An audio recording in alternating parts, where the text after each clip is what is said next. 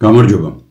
წელს პირველად ხვდებით ერთმანეთს, ამიტომ რა თქმა უნდა მინდა მოგილოცოთ ახალი წელი და ყველაფერი საუკეთესო გისურვოთ.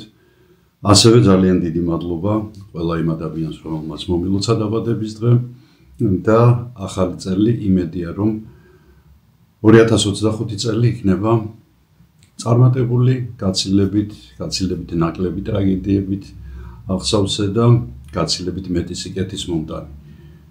როგორც ჩვენი ოჯახებისთვის, ასევე რა თქმა უნდა ჩვენი სამშობლოსთვის, საქართველოსთვის.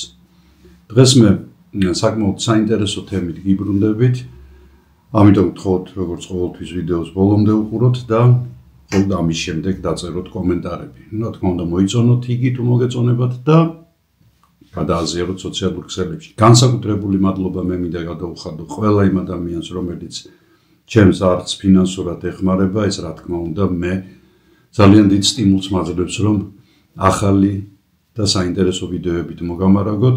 იქნება ეს 2 ლარი თუ 100 ლარი, ჩემი არხისთვის ნებისმიერი თანხა არის ძალიან საჭირო და პირველ რიგში ძალიან სასიამოვნო, ესე იგი მე ვიღაც შრომას მიფასებს. ჯერჯერობით არხს არ ყავს სპონსორი სამწუხაროდ, მაგრამ არ აუშვებს, ყველაფერი წინ არის და ისედაც შეიძლება გავიტანოთ თავი. დღეს იშვიათად შეხვდებით ადამიანს, რომელსაც თვითმფრინავით არ უფრენია, მას შემდეგ მით უმეტეს რაც საბჭოთა კავშირი დაიშალა და საზღვრები გაიხსნა, ძალიან ბევრ ადამიანს შესაძლებლობა მიეცა შორმანძილებზე ეფრინა და უფრო საინტერესო ქვეყნები ენახა, ვიდრე რუსეთი და თქვათ ბელორუსია. განსაკუთრებით ამაზე იმოქმედა უვიზო რეჟიმა, რომელიც ჩვენ გვაქვს ჯერჯერობით კიდევ ევროპის ქვეყნებთან და ასე რომ ადამიანებმა ბევრი ქვეყანა გაიცნეს და რომ არა თვითმფრინავები, რომ არა ის ავიაკომპანიები, რომლებიც ჩვენს ბაზარზე არიან შემოსულები, რა თქმა უნდა ჩვენ ამას ვერაფერს ვერ ვნახავდით, იმიტომ რომ მანქანით რა თქმა უნდა შეიძლება წასვლა, სადღაც გემითაც შეიძლება წასვლა, მაგრამ ეს საკმაოდ ძვირია, საკმაოდ დისკომფორტულია და ძალიან დიდ დროს მოითხოვს, არა და აგერ დაჯდებით სადმე თბილისში ან ქუთაისში თვითმფრინავზე და 2-3 საათში ხართ ბარსელონაში, რომში, ჰამბურგში. ძალიან ბევრ ადამიანს აქვს, ძალიან ბევრს თუ არა, გარკვეულ ნაწილ ადამიანებისას აქვს აეროფობია, ანუ ფრენის შიში. და ეს განპირობებული არის ალბათ ჩვენი გენეტიკითაც, იმიტომ რომ ადამიანი ფრენისთვის არ არის შექმნილი, იგი მიწაზე მოსიარულე არსებაა. ბოლო აი 150 წლის განმავლობაში, რაც ადამიანმა დაძლია გრავიტაცია, ანუ მიზიდულობის ძალა და აერში აფრინდა, მას შემდეგ იხვეწება ტექნოლოგიები და დღევანდელი თვითმფრინავები, რა თქმა უნდა, უკვე ალბათ იმ სიმაღლეზე, ტექნიკურად იმ სიმაღლეზე არიან, რომ ფრენა ძალიან უსაფრთხო გახდა. მაგალითად, შემიძლია მოვიყვანო სტატისტიკა. ყოველ 11 მილიონ ადამიანზე, რომელიც დაფრინავს, მხოლოდ 1 შანსი არის, რომ ადამიანი დაიღუპოს. მაშინ, როდესაც აი ამ გრაფიკს თუ შეხედავთ, თქვენ მიხვდებით, რომ მოტოციკლეტებით, ავტომობილებით და სხვა ტრანსპორტით გადაადგილებისას დაღუპვის შანსი გაცილებით მეტია. ასევე თანამედროვე თვითმფრინავებში ფაქტიურად ყველა ტექნიკური ხაზი არის დუბლირებული. ზოგჯერ 2-ჯერ და 3-ჯერ. თუ ერთი გამოვიდა მწყობრიდან, ავტომატურად მეორე ირთვება, შემდეგ მესამე, მეოთხე და ასე შემდეგ. ასევე რა თქმა უნდა პილოტები გადიან ურთულეს გამოცდებს და პლუს ამასთან ძალიან ბევრი რამ უკვე თვითმფრინავის მართვისას ავტომატური გახდა. არის სპეციალური ტრენაჟორები, ძალიან საინტერესო ტრენაჟორებია, თუ შეგეძლებათ და მოხვდებით ასე ტრენაჟორზე, აუცილებლად გამოიყენეთ ეს შანსი, იმიტომ რომ აქ თქვენ ფაქტიურად რეალური მფრინავის როლში გამოდიხართ და რა თქმა უნდა იქ კატასტროფა რომ მოგივიდეთ, არავინ დაიღუპება. თანამედროვე თვითმფრინავებში ასევე დანერგილია უახლესი ტექნოლოგია, ეს გახლავთ ეგრეთ წოდებული fly by wire. ანუ თვითმფრინავის ელექტრონული მართვის სისტემა, რომელიც საშუალებას აძლევს პილოტს, რომ ფაქტიურად ბრმად დასვას ხოლმე თავისი ლაინერი. მოგეხსენებათ, დაჯდომის მომენტი არის ყველაზე მნიშვნელოვანი აი მთელ მოგზაურობაში. და ამიტომაც არის ხოლმე რომ ძალიან ხშირად ჩვენ ტაჟს უკრავთ პილოტებს, როდესაც ისინი საკმაოდ რთული მეტეოროლოგიური პირობების დროს სვამენ თვითმფრინავს. ძალიან ხელს უშლის თვითმფრინავს ასევე გვერდითი ქარი, რომელიც ძალიან ხშირად არის ხოლმე მიწის ზედაპირთან ახლოს.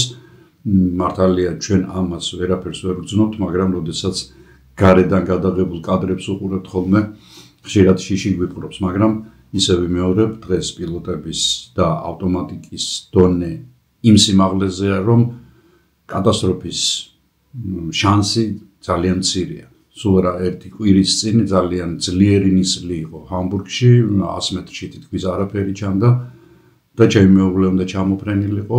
ჩამოფრინდა, მან მითხრა, რომ როდესაც დავჯექით, მხოლოდ მაშინ ვიგრძენით, რომ დავჯექითო, ან მანამდე მიწა არ ჩამდაო. ფაქტიურად პილოტებმა ბრმად დასვეს თვითმფრინავი, მაგრამ ეს ბრმად დასმა არ იყო, მას რა თქმა უნდა დაეხმარა ამ დაჯდომაში ავტომატიკა.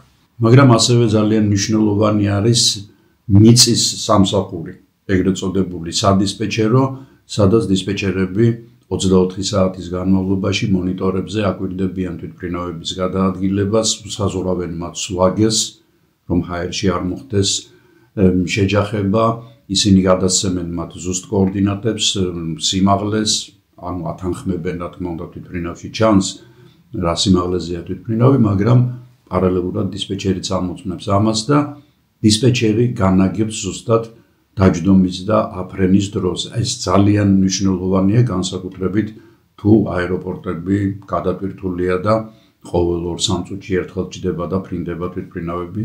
მე მსგავსი რამ მხოლოდ მაიორკაზე მაქვს ნანახი, როდესაც ჰაერში მუდმივად იყო ან დამჯდომი თვითმფრინავი, ან ამფრენი, იმიტომ რომ ზაფხულის პერიოდში მაიორკა ძალიან პოპულარული არის ტურისტებისთვის და აქედან გამომდინარე, რა თქმა უნდა, დისპეჩერს ძალიან საპასუხისმგებლო მისია აკისრია.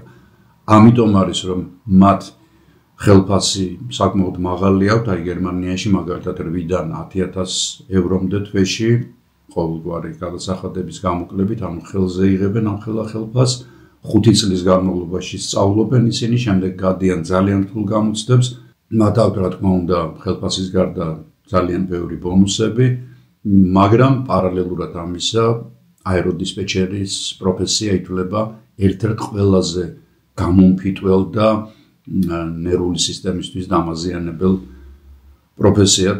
მე პირადად ძალიან მიყვარს ფრენა, ხშირად მიწევს ხოლმე და სპეციალური პლეილისტიც კი მაქვს ამისთვის შექმნილი და აფრენის მომენტში მე ყოველთვის ერთი და იგივე მუსიკას უსმენ.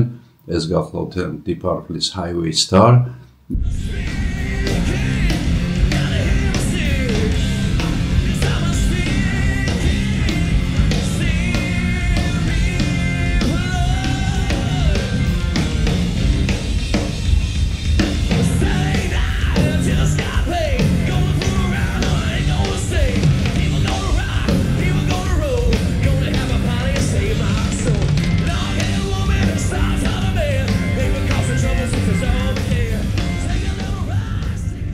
კარგად მაქვს დაცდილი და შემდეგ უკვე როდესაც თვითმფრინავი გადადის ნორმალურ რეჟიმში, უფრო შვიდ მუსიკებს.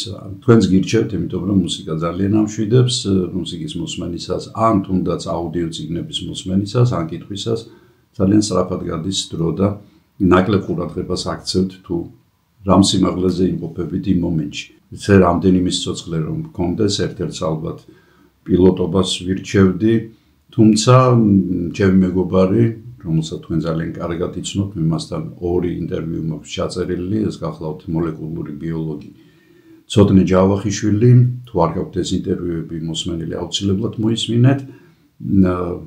გახლავთ მოლეკულური ბიოლოგიც, თავისი საქმის სუპერპროფესიონალი და პარალელურად იგი გახლავთ პილოტი. და იგი მართავს, მართალია დიდ თვითმფრინავს არა, მაგრამ ისეთ თვითმფრინავს, რომელიც გაჩვენებთ იმ ადგილების, ამერიკის იმ ადგილების სილამაზეებს, რომლებიც მისი აეროპორტის გვერდით არის და იგი სულ მეპატიჟება მე, მაგრამ ჯერჯერობით სამწუხაროდ მე ამერიკის შეერთებულ შტატებში არ ვარ ნამყოფი, მაგრამ თუ მომეცა ასეთი შანსი, რა თქმა უნდა, პირველ რიგში მასთან ერთად ვიფრენ. ჰამბურგში მდინარე ელბეს გადაღმა არის ასეთი უბანი ფინკერვერდე. იქ არის პატარა ქალაქი გაშენებული, რომელშიც არის სასტუმროები, ავტობუსიც კი დადის, კაფეები, რესტორნები, საბავშვო ბაღიც კი და მისი მოსახლეობა დაახლოებით 15,000 ადამიანამდეა. ეს გახლავთ ჰამბურგის Airbus-ის ქარხანა. მოდით მე ამ ტერმინზე შევთანხმდეთ ჯერ, იმიტომ რომ ინგლისურად მას Airbus ეძახიან, გერმანულად Airbus და ჩვენ უფრო Airbus ვეძახით ხოლმე და მოდით ასე დაუძახოთ მას, რომ რაღაც არეულობა არ მოგვივიდეს, თუ რამდენად სწორია ეს ჩემი ინტერპრეტაცია გრამატიკულად არ ვიცი, თუ ვინმე მიცით მომწერეთ, მაგრამ მოდით Airbus-ით მოიხსენიოთ ამის შემდეგ. ამ ქარხნის ტერიტორიაზე გიგანტური ანგარებია, ანუ ესეთი დაცული სივრცეები, სადაც თვითმფრინავები საბოლოო სახეს იღებენ, რათა შემდეგ დედამიწის ერთი კუთხიდან მეორეში უსაფრთხოდ გადაგვაფრინონ. მე შარშან ბედნიერება მქონდა ამ ქარხანაში ერთი დღე მთლიანად გამეტარებინა, ჩემი მეუღლის ვაჟი მუშაობს აქ და ყოველწლიურად 2 დღის განმავლობაში ამ სტრატეგიულად ძალიან მნიშვნელოვანი ქარხნის კარები ღიაა ხოლმე ოჯახის წევრებისთვის და მათ საშუალება აქვთ, რომ დაათვალიერონ ის პროცესები, რაც ამ ქარხანაში ხდება. მაგრამ სანამ ქარხანაში ვიმოგზაურებთ, მე მინდა გიამბობთ თვითონ Airbus-ის შესახებ. ამ გიგანტური კონსორციუმის შესახებ, რომელიცაც ძალიან საინტერესო ისტორია აქვს. ისტორია, რომელიც გაჯერებული არის ინოვაციებით, გამბედაობით, რისკებით და ცოტა ევროპული სიჯუტითაც კი.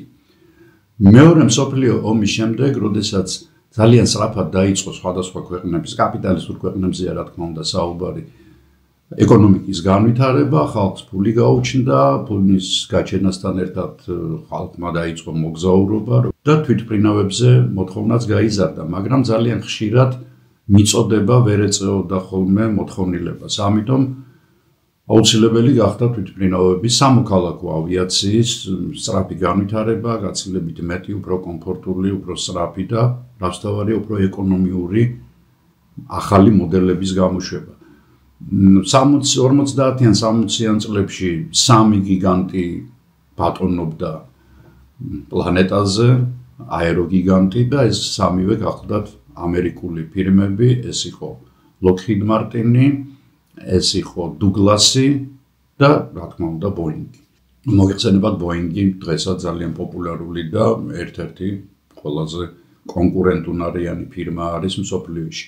ჰაერში ამერიკული მონოპოლისტვის ბოლო რომ მოეღოთ, საფრანგეთმა და გერმანიამ გადაწყვიტა რომ საკუთარი მოდელების თვითმფრინავები გამოეშვათ.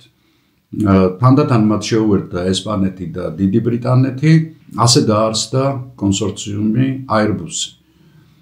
Airbus-ი, რომელმაც სახელი მიიღო არა მარკეტოლოგებისგან, არამედ ინჟინრებისგან და ეს სახელი პრინციპში კარგად გამოხატავს იმას, რასაც წარმოადგენს თვითმფრინავების ეს სერია, ანუ საჰაერო ავტობუსი, რომელიც არის იაფი, უსაფრთხო და სწრაფი და რაც თავარია ეკონომიური.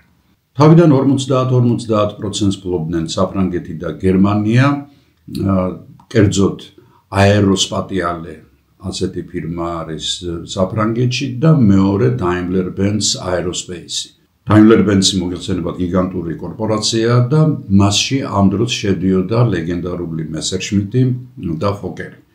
1971 წელს 4%-იანი წილი გამოისყიდეს ესპანელებმა, ხოლო 1979 წელს 20%-იანი დიდმა ბრიტანელებმა. თვითმფრინავის ყველა კომპონენტი ევროპული იყო გარდა ძრავებისა. Airbus-ის პირველი მოდელი A300 1971 წელს გამოვიდა და უკვე 75 წელს მსოფლიოში 40 Airbus 300 დაფრინავდა, მაგრამ ამერიკაში კი პოპულარული არ იყო, სანამ 1976 წელს არ შეისყიდა იგი ერთ-ერთმა ამერიკულმა ავიაკომპანიამ და დაადგინეს, რომ ძალიან ეკონომიური, ძალიან კომფორტული თვითმფრინავებია და ამის შემდეგ უკვე დაიწყო Airbus-ისა და Boeing-ის, Lockheed-ი და Douglas-ი ჩამოიტოვეს მათ უკან მათი კონკურენცია, რომელიც დღემდე გრძელდება სხვათა შორის. არიან Airbus-ისტები და არიან Boeing-ისტები, ისევე როგორც თქვათ, სხვა საფეხბურთო კლუბების ფანები. 1982 წელს გამოვიდა გაუმჯობესებული ვარიანტი, ეს გახლდათ A310, რომელიც იმდენად პოპულარული გახდა, რომ Airbus-ი გადავიდა მეორე ადგილზე და Boeing-ს დაეწია ფაქტიურად და 88 წელს გამოდის ყველაზე ინოვაციური და ყველაზე პოპულარული Airbus-ი, ეს არის A320. სხვადასხვა მოდიფიკაციებით, იმიტომ რომ მოგეხსენებათ, სხვადასხვა ქვეყნებს სხვადასხვა საჭიროებებისთვის სჭირდებათ ეს თვითმფრინავები და სხვა შორის დღეს ყველაზე მდიდრული თვითმფრინავები კეთდება არაბული სამყაროსთვის, ანუ იმ ქვეყნებისთვის, სადაც ცხოვრების დონე ძალიან მაღალია ნავთობის გამო. შემდეგ მომდევნო წლებში გამოდის A330, შემდეგ A340, შემდეგ A350 გიგანტური ლაინერი, მაგრამ 2021 წელს გამოდის კიდევ უფრო კოლოსალური A380, რომელიც უკვე არის ორპალუბიანი, ანუ ორსართულიანი, მას აქვს 4 ძრავი, განსხვავებით Airbus-ის სხვა მოდელებისგან, მას შეუძლია 550-მდე მგზავრის გადაყვანა და დაჯდომის გარეშე შეუძლია 15500 კილომეტრის გავრა. წარმოუდგენელი, ფაქტიურად ნახევარჯერ შეუძლია, ნახევარ-დედამიწას შეუძლია წრე დაარტყას. 380-ის სიმაღლე გახლავთ 24 მეტრი, ანუ სადღაც 8 სართულიანი სახლის სიმაღლეა იგი, სიგრძე არის 73 მეტრი და ფრთების გაშლა, ფრთათაშლა, ეგრეთ წოდებული არის 80 მეტრი. თუმცა სამწუხაროდ მე კი ძალიან მომწონს ეს თვითმფრინავი, მაგრამ მისი წარმოება შეწყდა. სულ გამოშვებული არის 251 თვითმფრინავი ამ მოდელის და ძირითადად ისინი ემსახურებიან კუვეიტის, ემირატების და სხვა ავიახაზებს. რანო შეწყდა, იმიტომ რომ 4 ძრავი აღმოჩნდა ძალიან არაეკონომიური და ამ ქვეყნებში მოგეხსენებათ, სადაც ნავთობი ბევრია, იქ საწვავი გაცილებითი აფიღირს და აქედან გამომდინარე ფაქტიურად დღეს ეს თვითმფრინავები მხოლოდ ამ ქვეყნების ავიაკომპანიებში დაფრინავენ. ძალიან საინტერესოა, რომ უკრაინული წარმოების მრია ითარგმნება უკრაინიდან როგორც ოცნება, იგივე ან 225, 380-ზე გაცილებით დიდი თვითმფრინავია, უпроსორად იყო სამწუხაროდ, იმიტომ რომ გოსტომელში იდგა იგი და როდესაც რუსები შევიდნენ 22 წელს უკრაინის ტერიტორიაზე, მათ გოსტომელიც აიღეს და როცა ვერაფერი მოუხერხეს ამ თვითმფრინავს, უბრალოდ დაწვეს. გერმანიის მთავრობა დაპირდა უკრაინას, რომ როგორც კი დაწყნარდება სიტუაცია, ამ უნიკალურ თვითმფრინავს აღადგენენ. ეს მართლაც გიგანტური თვითმფრინავია, რომელიც სამგზავროდ არ იყო გამოყენებული, იგი ტვირთ გადამტანი იყო. 320 მოდელებიდან მოყოლებული Airbus-ებში დაინერგა პირველად fly-by-wire სისტემა. სწორედ ეს კომპიუტერული სისტემა ეხმარება პილოტებს, რომ თქვა რთული მეტეოროლოგიური პირობების დროს თვითმფრინავი ნორმალურად მართონ. ფაქტიურად ავტომატზე გადადის თვითმფრინავი და უკვე ადამიანი უბრალოდ დამხმარე ხდება ამ ავტომატისა. საინტერესო ფაქტია ისიც, რომ Airbus-ები არ ეწყობა ერთ ადგილას. ფრთები დიდ ბრიტანეთში კეთდება, კუდის ნაწილი კეთდება ესპანეთში, ელექტრონიკა, სალონები და საბოლოო აწყობა ხდება გერმანიაში და ასევე საფრანგეთის თულუზაში. მაგრამ საბოლოოდ მთელი თვითმფრინავის შეკვრა, მასში ელექტრონიკის ჩადება და შეერთება ყველაფერი ამისა და საბოლოო სახის მიცემა ჰამბურგის Airbus-ის ქარხანაში, რომელსაც მე ცოტა ხანში გაჩვენეთ. არის კურიოზული მომენტებიც, რა თქმა უნდა, როდესაც Airbus 320 აპროექტებდნენ, გერმანელებმა გადაწყვიტეს, რომ ტუალეტების ზომა გაეზარდათ. ახლა ვინც ხართ თვითმფრინავის ტუალეტში ნამყოფი, მოგეხსენებათ, რომ იგი ძალიან არაკომფორტულია. 11 კილომეტრის სიმაღლეზე გამოკიდებული ხარ რაღაცა იმ პატარა სივრცეში, სადაც მიტრიალება გიჭირს, ამიტომ ჩემი რჩევა იქნება წინასწარ მოითავოთ ხოლმე ყველა ის საკითხი, რომელიც შემდეგ ზემოთ შეგაწუხებთ. და აი გერმანელებმა გადაწყვიტეს, რომ მოდით რა ცოტა უფრო კომფორტული გავხადოთ, გავზარდოთ ამ ტუალეტების ზომა და აღმოჩნდა, რომ 250 კილოგრამით მოიმატა თვითმფრინავის წონა. ეს კი საწვავის ზედმეტ ხარჯვას ნიშნავს. სწორედ ამიტომ არის, რომ ჩვენი ბარგი ყოველთვის იწონება და წონის მიხედვით თუ წონას გადააჭარბა, უკვე თქვენ გიწევთ ზედმეტის გადახდა. თითეული კილოგრამი თვითმფრინავისთვის არის ძალიან მნიშვნელოვანი, იმიტომ რომ მას გააჩნია გარკვეული ზღვარი, რომლის შემდეგაც იგი უბრალოდ ვერ აფრინდება, იმდენად მძიმე იქნება. და კიდევ ერთი ძალიან საინტერესო და ჩემთვის საყვარელი მოდელი გამოუშვა Airbus-მა, რომელსაც ახლა 9-ში 5 წელი უსრულდება, ეს გახლავთ ბელუგა. იგი პირველად 2020 წლის 9 იანვარს აფრინდა ჰაერში და მე თვალსვადევნებდი ამ აფრენას შორის და სანამ თვითმფრინავი ჰაერში არ დავინახე, ვერაფრით ვერ წარმოვიდგენდი, რომ ამ გიგანტს, რომელსაც ძალიან დიდი ფიუზელაჟი, ანუ კორპუსი აქვს და მასთან შედარებით თითქოს პატარა ზომის ფრთები აქვს, შეძლებდა თუ არა აფრენას, მშვენივრად აფრინდა და დაჯდა. რატომ ეძახიან ამ თვითმფრინავს ბელუგა? და დაარქვეს ოფიციალურად კიდეც. ოკეანეში ბინადრობს ასეთი თეთრი ფერის ძალიან ლამაზი ვეშაპი, რომელსაც თავზე აქვს წანაზავი. და შემდეგ წინ გამოწეული ცხვირი. აი ზუსტად ამ ცხოველს გავს ეს თვითმფრინავი და მას შემდეგ თვალებიც მიახატეს, პირიც მიახატეს და იგი მართლა ბელუგას დაემსგავსა, მფრინავ ვეშაპს დაემსგავსა და ძალიან საყვარელი სანახავია ახლოდანაც და შორიდანაც. ქვედა ნაწილში არის განთავსებული პილოტების კაბინა, ხოლო აი ეს შუბლის ნაწილი და უკანა ნაწილი არის ძალიან დიდი მოცულობის და ბელუგა შეიქმნა Airbus-ის სხვადასხვა ნაწილები სხვადასხვა ქვეყნებში გადასატანად. როგორც გითხარით, სხვადასხვა ადგილებში ეწყობა ეს სხვადასხვა ნაწილები და შემდეგ ხდება მათი შეერთება. აი ამ სქემაზე თქვენ ხედავთ, რომ მისი სიმაღლე გახლავთ 19 მეტრი და ახლოთ 7 სართულიანი სახლის სიმაღლეა, 6 სართულიანი სახლის სიმაღლე, სიგრძე არის 63 მეტრი და მას შეუძლია 51 ტონა აიტანოს ჰაერში.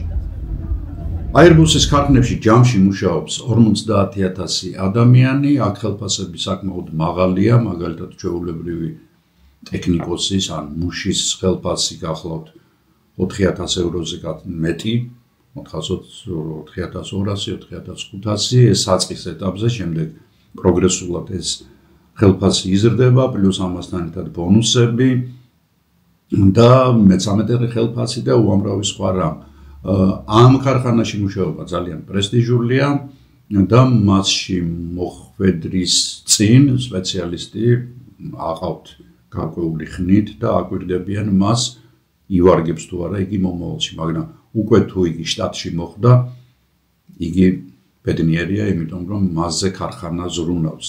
აი ძალიან საინტერესო მომენტია, რაც მე აქამდე არ შემხვედრია და მართლა თვალებზე წრემლი მომადგა, როდესაც ჯერმეულის ვაჟს რაღაც მცირეოდენი ჯანმრთელობის პრობლემა შეექმნა და ქარხნის დირექტორმა ხელნაწერი წერილი გამოუგზავნა პირადად მას, ჩვეულებრივ ტექნიკოსს.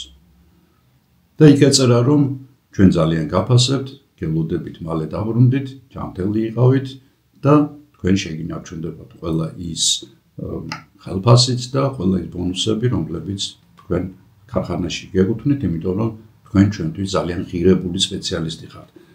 ავიცი ასეთი რამ ძალიან იშვიათია ალბათ და კიდევ ერთი რამ უნდა ვთქვა, რომ ამ ქარხანაში ბლათით, ეგრეთ წოდებული ბლათით ვერავინ მოეწყობა, იმიტომ რომ ფირმას ეს ძალიან ძვირი დაუჯდება. ამის მაგალითები ჩვენ გვაქვს და სამწუხაროდ ჩვენს ქვეყანაშიც.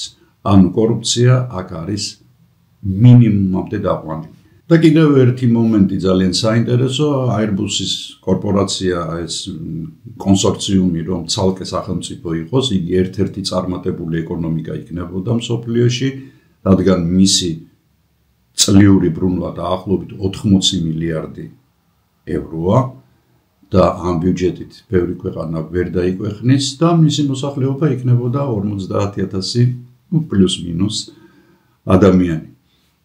აქედან გამომდინარე, ეს ერთ-ერთი ყველაზე ეკონომიკურად წელში გამართული ქვეყანა იქნებოდა. რა თქმა უნდა, კატასტროფები ხდება. რა თქმა უნდა, ყველა ის ტექნოლოგია, რომელიც შემუშავებულია ადამიანის ხელშია და ხშირად სწორედ ადამიანის ფაქტორის გამო ხდება მსგავსი რამ. მე ახლა არ მინდა გულები დაგიხეთქოთ, მაგრამ იმის არაღიარებაც არ შეიძლება, რომ თვითმფრინავები 1000%-ით უსაფრთხოები არიან და ამიტომ მე მინდა რამდენიმე შემთხვევის შესახებ გიამბოთ, რომლებიც ბოლო წლებში მოხდა და ტრაგედიით დამთავრდა. 1994 წლის 23 მარტს დილის 2-ის ნახევარზე Airbus 320 მოსკოვის შერემეტიევოს აეროპორტიდან აფრინდა და გეზი აიღო ჰონკონგისკენ. 4 საათის შემდეგ, როცა თვითმფრინავი მოსკოვიდან უკვე 3200 კილომეტრის მოშორებით იყო ნოვოკუზნეცკის თავზე, ჩართული იყო, რა თქმა უნდა, ავტოპილოტი ეს გახლავთ სპეციალური ხელსაწყო, რომელსაც მარტივად რომ ვთქვათ, რომელიც ჩაირთვება ხოლმე და უკვე თვითმფრინავი თავისი გეზით გადაუხვევლად თუ რაღაც არ მოხდა, არასაშტატო სიტუაცია თუ არ იქნა, აგრძელებს გზას. როგორც წესი ამ დროს პილოტები ისვენებენ, კითხულობენ წიგნს, სვამენ ყავას, მაგრამ თვითონ კაბინას როგორც წესი არ ტოვებენ.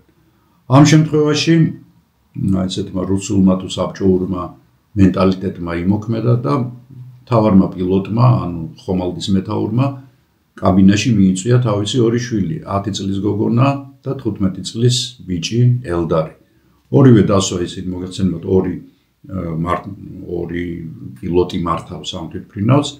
გოგონა დასვა თავისი მოადგილის სკამზე, ხოლო ბიჭი დასვა თავის სკამზე და ცოტა ხნით გავიდნენ პილოტები. ავტოპილოტი ისეა მოწყობილი, რომ თქვენ რაც არ უნდა ეჩალიჩოთ, თქვათ აი შტურვალს, ანუ საჭე დავარქვათ, ან თქვათ იქ რაღაც ჯოისტიკებს, რომლითაც იმართება თვითმფრინავი, იგი რეაგირებას არ მოახდენს, მაგრამ თუ ცოტა ძალა დაატანე, იგი ჩათვლის, რომ შენ გსურს ავტომატურიდან უკვე ხელით მართვის რეჟიმზე გადახვიდე და ელდარმა 15 წლის ბიჭი იყო, იგი მაინც ძალა დაატანა შტურვალს. და თვითმფრინავმა იგრძნო, რომ უпроსორად ავტომატიკა მიიგრძნო, რომ ადამიანს სურს პილოტს სურს გადავიდეს უკვე ხელით მართვაზე. ხელით მართვაზე გადასვლისას კიდევ ათამაშებდა იგი შტურვალს და თვითმფრინავმა დაიწყო გადახრა. გადახრა მიაღწია რამდენიმე გრადუსს, შემდეგ ეს გადახრა კიდევ უფრო გაიზარდა 16-დან 20-მდე, 20-დან 45 გრადუსამდე და 45 გრადუსი უკვე თვითმფრინავის დახრილობა ეს არის მაქსიმალური, რაც მას შეუძლია გაუძლოს, იმიტომ რომ თვითმფრინავი ჰაერს ეყრდნობა. ამ დროს კი მას ეცლება საყრდენი და პილოტები შემოწვიდნენ კაბინაში და აინახეს რა რომ ეს ბიჭია რაღაცა შტურვალს ათამაშებს და თვითმფრინავი უკვე გადახრილია, მათ ვერ შეძლეს, იმდენად გადახრილი იყო თვითმფრინავი, რომ ვერ შეძლეს თავიანთ სავარძლებში მოხვედრა და შორიდან აძლევდნენ ყვირილით, რომ აი ეს გააკეთე, მაგრამ რა თქმა უნდა ეს პილოტურ ჟარგონზე და ეხლა მიანი ბავშვმა ეს პილოტური ჟარგონი არ იცოდა, მაგრამ რაღაცნაირად თვითმფრინავმა მოახერხა და მაინც დაიწყო გასწორება. ამ დროს იგი სიმაღლესაც კარგავდა. მოხდნენ როგორც იქნა პილოტები სავარძლებში, მაგრამ სავარძლები რადგან მათ ისეთნაირად ჰქონდათ მიწეული, რომ ბავშვები კარგად და კომფორტულად დამსხდარიდნენ ამ სავარძლებში, მათ სანამ ამ სავარძლების მორგება და გასწორება დაიწყეს, თვითმფრინავმა ძალიან სწრაფად დაიწყო სიმაღლის კარგვა. არსებობს ასეთი ცნება ტანგაჟი, რინა საფრენოსნო ტერმინოლოგიაში, როდესაც თვითმფრინავს ცხვირს აწევინებენ ზემოთ, ანუ იგი იწყებს ზემოთ აფრენას და როდესაც დასხდნენ უკვე ადგილებზე პილოტები, მათ დააფიქსირეს, რომ თვითმფრინავი ძალიან დაბლაა დაშვებული. და ტანგაჟი გასწორება დაიწყეს, ანუ თვითმფრინავის ცხვირის აწევა დაიწყეს.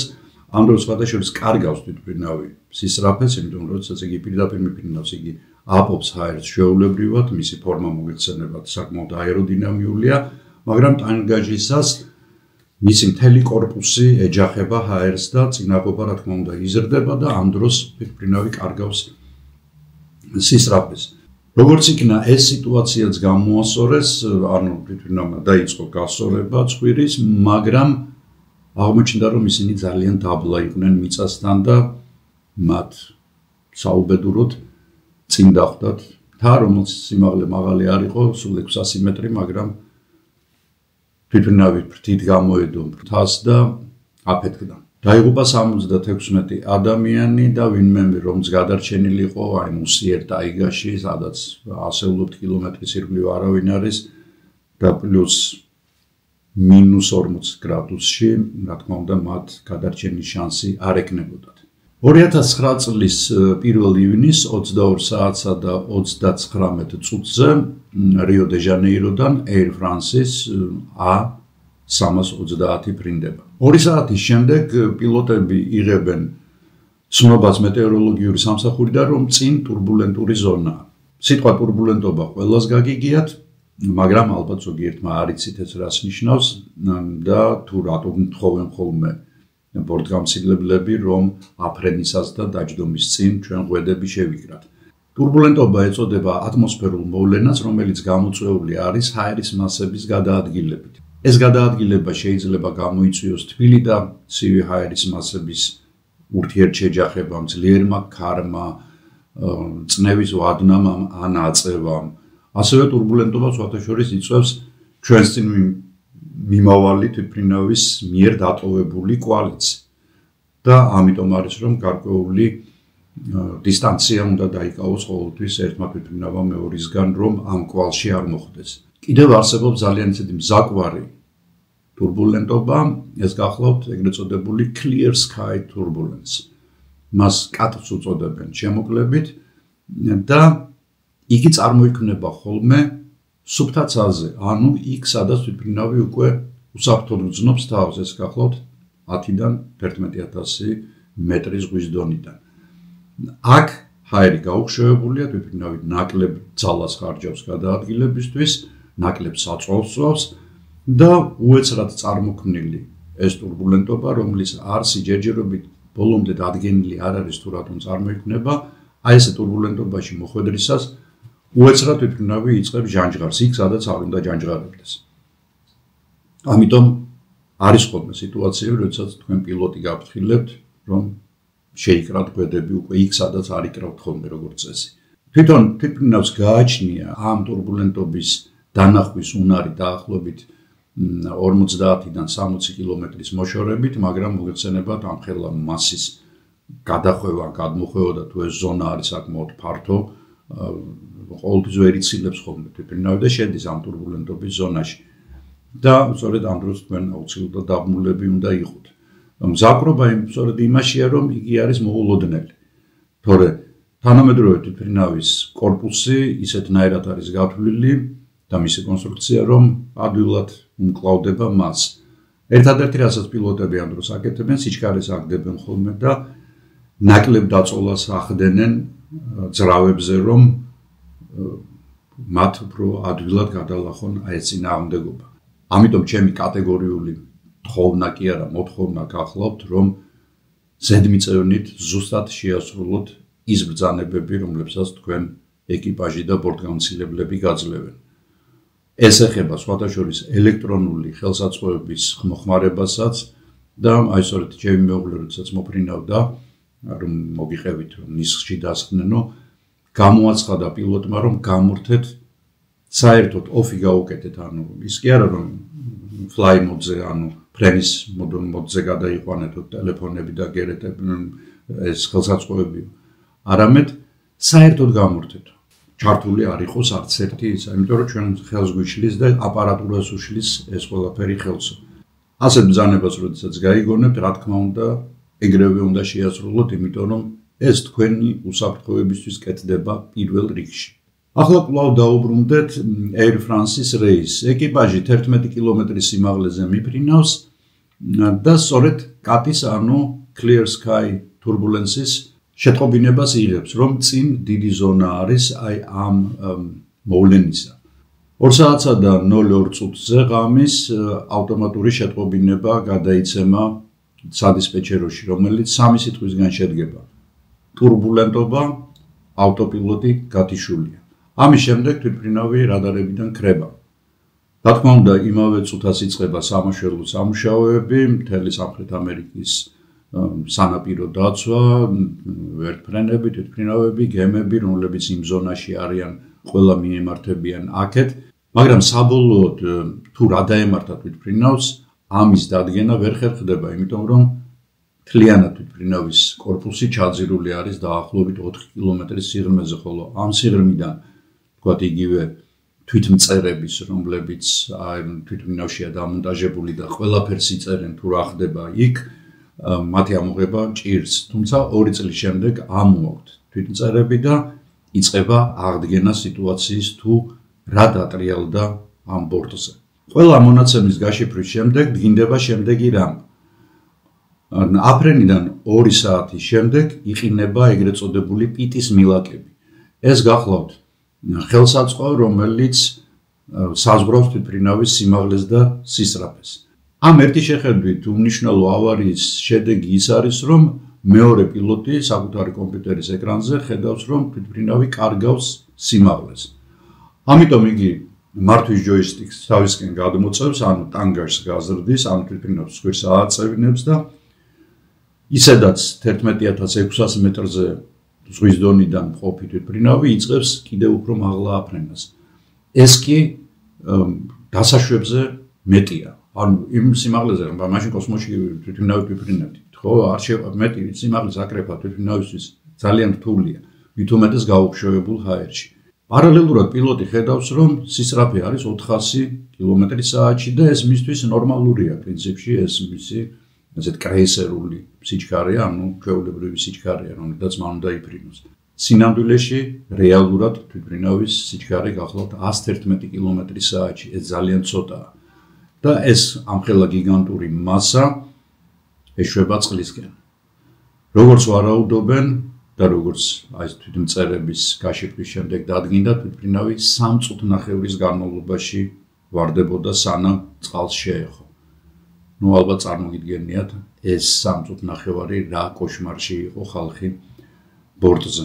2001 წლის 12 ნოემბერი, ანუ ცნობილი ტერაქტიდან გასული არის 2 თვე და 1 დღე ზუსტად და დილის 10-ის ნახევარზე ნიუ-იორკის კენედის აეროპორტიდან ფრინდება Airbus 300.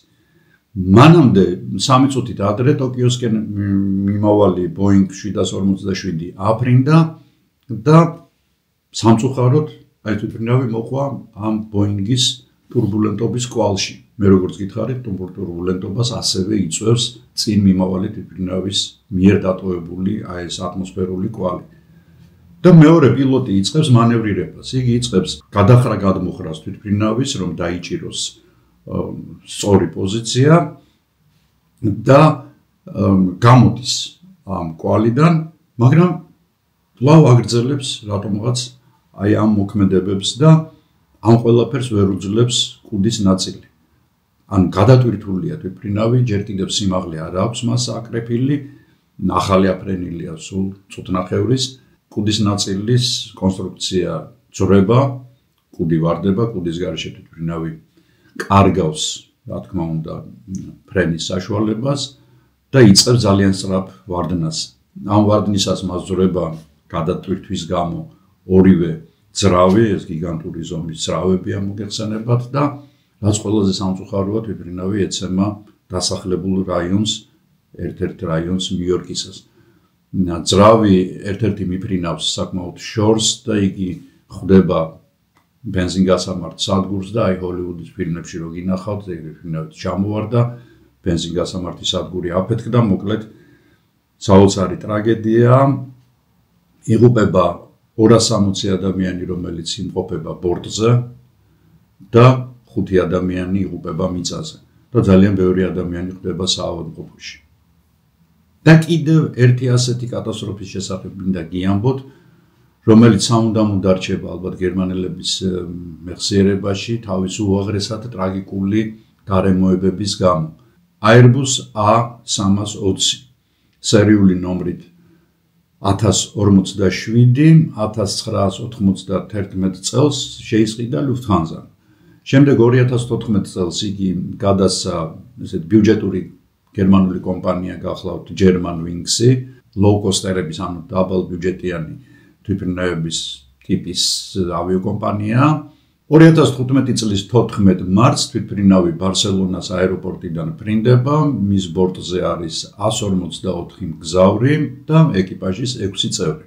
თვითმფრინავს მართავს მეთაური პატრიკ ზონდერჰაიმერი და მისი მოადგილე 27 წლის ანდრეას ლუბიცი. გზავრთა უმრავლესობა გახლავთ გერმანიის და ესპანეთის მოქალაქეები და პლუს მათ შორის არიან 16 მეათე კლასელი, რომლებიც გაცვლითი პროგრამით იყვნენ ესპანეთში და მათი 2 პედაგოგი.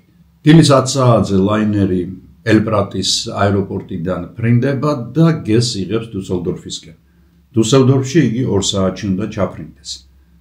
25 წუთის შემდეგ იგი უკვე აღწევს თავის მაქსიმალურ სიმაღლეს დაახლოებით 11400 მეტრს ზღვის დონიდან და გადადის, რა თქმა უნდა, ავტოპილოტურ რეჟიმზე.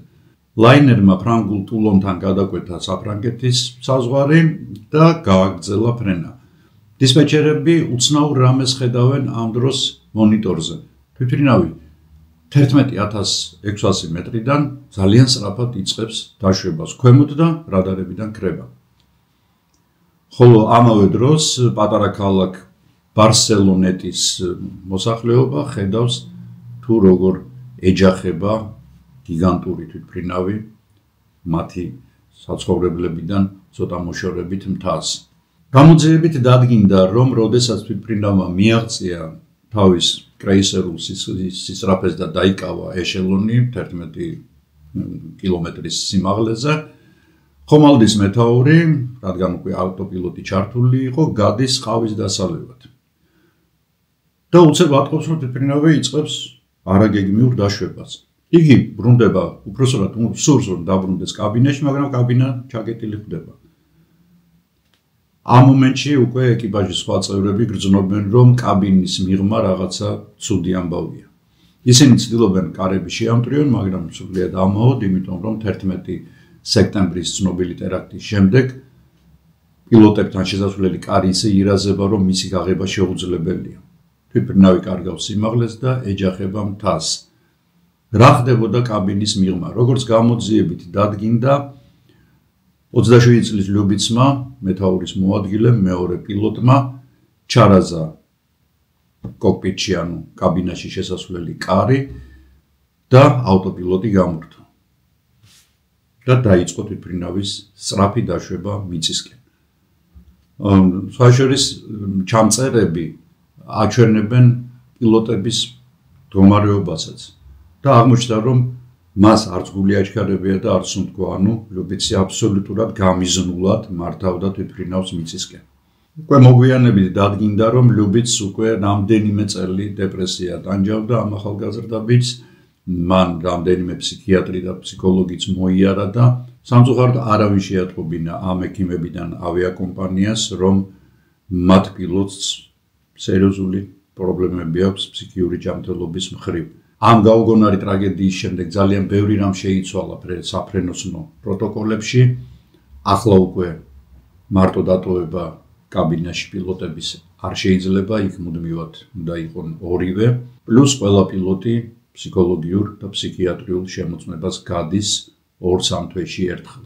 აი მე მოგიყევით ეს გახმაურებული ტრაგედიების და კატასტროფების შესახებ, რა თქმა უნდა იყო მცირე სხვა კატასტროფებიც, მაგრამ საბოლოო ჯამში, როგორც ხედავთ თქვენ, თვითმფრინავის ბრალი არც ერთ შემთხვევაში არ ყოფილა. იყო ადამიანური ფაქტორის ბრალი და ამიტომ არის რომ ნებისმიერ ავიაშემთხვევას, აი ესეთ შემთხვევას ძალიან სკრუპულოზურად სწავლობენ და ამიტომაც არის რომ თვითმფრინავების კონსტრუქციები, მათი მოხმარების წესი, ეკიპაჟის მომზადება, ყველაფერი ეს კიდევ და კიდევ უფრო მაღალ და მაღალ დონეზე ადის. მე პირადად ძალიან ბევრს დაფრინავდი ყოველთვის, არასდროს არ შემშინებია, თუმცა ერთხელ ერთ-ერთ ვიდეოში გიამბეთ, რომ ავიაკატასტროფაში მოვყევი კიდეც და ჩამოვარდი თვითმფრინავით, მაგრამ გადავრჩი და ეს თვითმფრინავი არ იყო. არც A380 და არც ბელუგა, ეს იყო ჩვეულებრივი A2, ანუ ბიპლანი, რომელიც სხვა შორის ძალიან სანდო არის იმ მხრივ, რომ იგი ძალიან მაღლა არ დაფრინავს, მას აქვს 4 ფრთა და კიდეც რომ გამოერთოს ზრავი, იგი ძალიან ადვილად პლანირებით ჯდება ხოლმე, მთავარია სწორი ადგილი იყოს. ახლა პოზიტივი შემოვიტანოთ ჩვენს ტყრობაში და მე მინდა გაგასეირნოთ Airbus-ის ჰამბურგის ქარხანაში, სადაც იქმნება ის აოცრება, რომელსაც ჩვენ სახელად თვითფრინავს ვეძახით და რომელსაც ჩვენ სწრაფად და უსაფრთხოდ გადავყავართ დედამიწის 1 წერტილიდან მეორეში.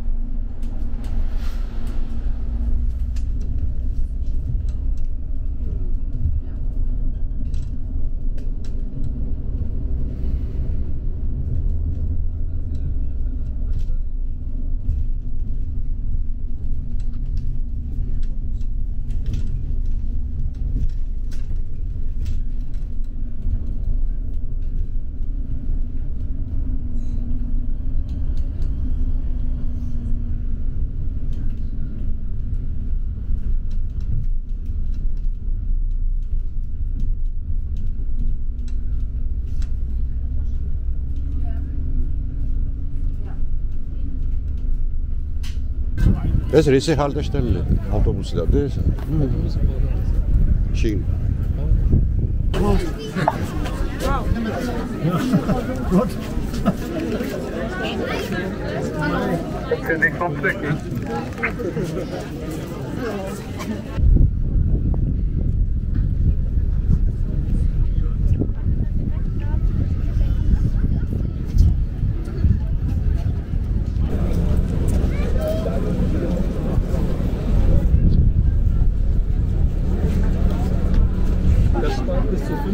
Sprit, als wenn du die Kugel einfach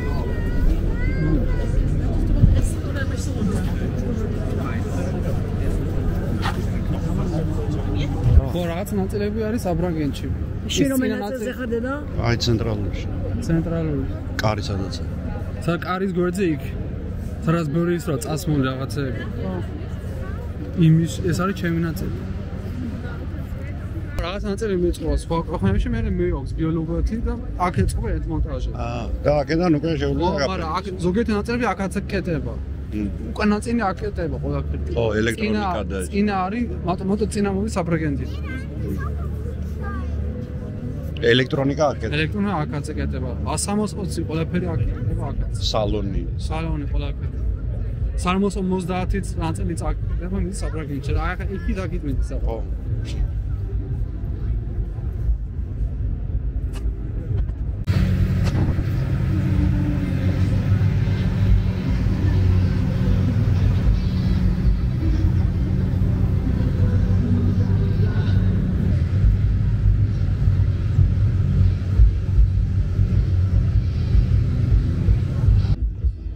ბელუგა დაარქვეს ერთ-ერთი სახეობის თეთრი ფერის ვეშაპის გამო და ეს გაფორმებაც ეგეთი აქვს.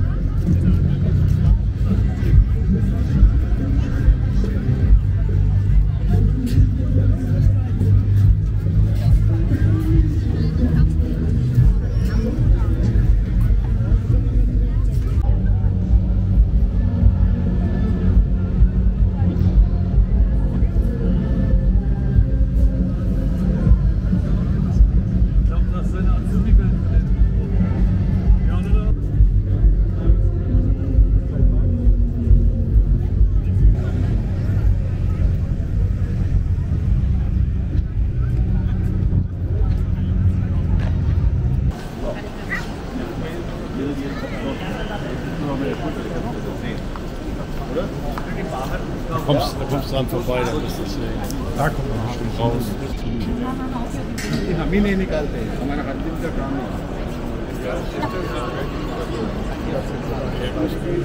Flügelstein.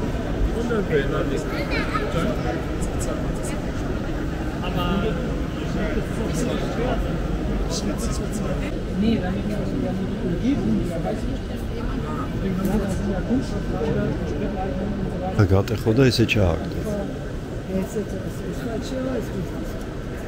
Keine private Dinge oder so.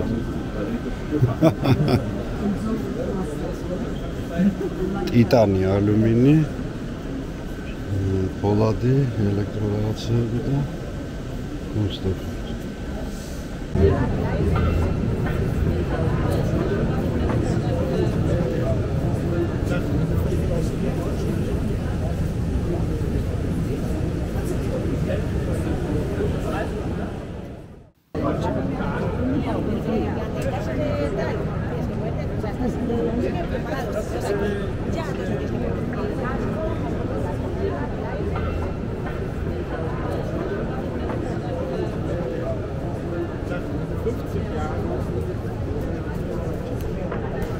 ასე ოთახში რო არის უფრო დიდი ჩანს. ხო.